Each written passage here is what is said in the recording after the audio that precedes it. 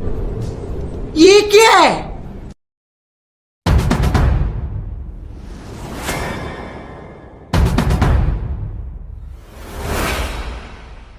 मैं बताता हूँ क्या है ये। नमस्कार साथियों, कैसे हैं आप सब। हम लोग पढ़ रहे हैं लाइट, और आज के इस सेगमेंट में हम लोग पढ़ने वाले हैं कॉन्केव मिरर से इमेज का फॉर्मेशन कैसे होता है।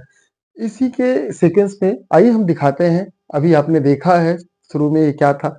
ये एक कॉन्केव मिरर है।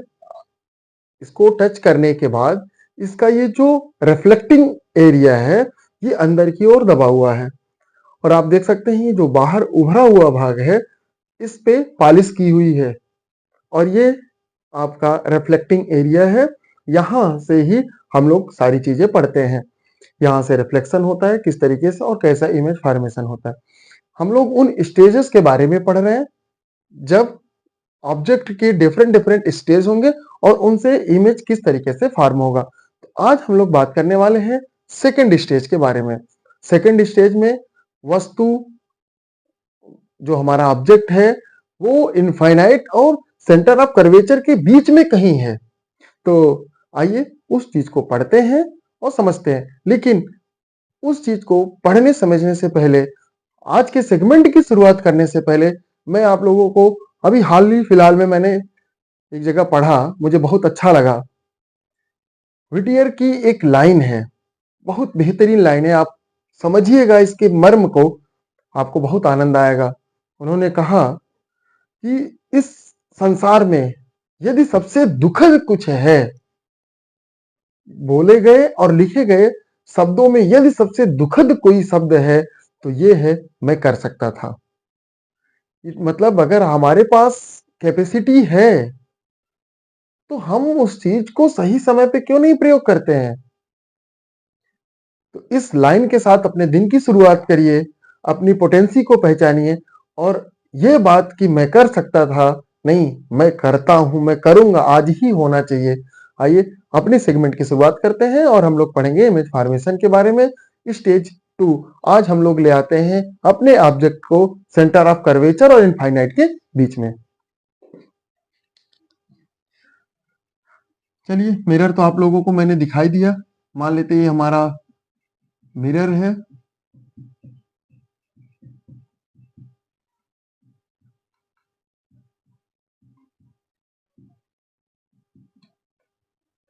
ये हमारा कॉन्केव मिरर, और यहां से हम लोग ड्रा कर लेते हैं प्रिंसिपल एक्सिस को। ये हो गया हमारा पोल, और सेंटर ऑफ कर्वेचर मान लेते हैं यहां है, और ये रहा हमारा फोकस।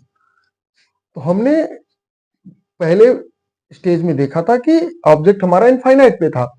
आज हमारा जो ऑब्जेक्ट है वो सेंटर ऑफ कर्वेचर और इनफाइनाइट के बीच में कहीं भी स्थित है। अब होता क्या है, जो हेड से इसके, हमारे ऑब्जेक्ट के हेड से आने वाली लाइट जब रिफ्लेक्टिंग एरिया पे पड़ेगा, यानी यहां से क्या हो रहा कि प्रिंसिपल एक्सिस के एलांग ये लाइट आ रही है। ये रेज जब प्रिंसिपल एक्सिस के एलांग आएगी तो रिफ्लेक्टिंग एरिया पे पड़ने के बाद रिफ्लेक्ट होगी, और आपने जैसे नियम पढ़ा है रिफ्लेक्ट होने के बाद ये कैसे जाएगी, ये हमारी लाइट फोकस से जाएगी। आपने इसके नियम को भी पढ़ा है। और इसके हेड से आने वाली ऑब्जेक्ट, ये देखिए हम हेड को क्यों लेते हैं। आप यहां से देखिए चलेंगे, चाहे जितनी लाइनें खींच लें, और इसके बाद फिर इधर से भी लाइनें जानी है। इस तरीके से पूरा ऑब्जेक्ट इसी तरीके से होगा। तो हमने दो ही लाइन को लिया है, दो रेज को, और इसके हेड से आने वाली दूसरी जो लाइन होगी, जो रेड लाइट होगी, वो सेंटर ऑफ कर्वेचर से होके जाएगी। और ये भी आप जानते हैं कि सेंटर ऑफ कर्वेचर से होके जाने वाली लाइट रिफ्लेक्शन के बाद सीधे अपने ही मार्ग पे वापस लौट जाती है। मान लेते हैं ये यहाँ है, और ये रिफ्लेक्शन के बाद मुख्य फोकस से, मतलब प्रिंसिपल फोकस से होके जाएगी, मुख्य फोकस से होके जाएगी, और यहाँ सेंटर ऑफ कर्वेचर से जाने वाली लाइन लाइट जो है वो अपने ही डायरेक्शन में वापस लौट जाएगी। अब इन दोनों का इंटरसेक्शन किसी ऐसे पॉइंट पे हो रहा है, और यहां होगा, ये यहां होगा। तो इमेज का जो फॉर्मेशन होगा वो सेंटर ऑफ कर्वेचर और प्रिंसिपल फोकस के बीच में प्रिंसिपल एक्सिस पे बनेगा। ये इससे छोटा होगा।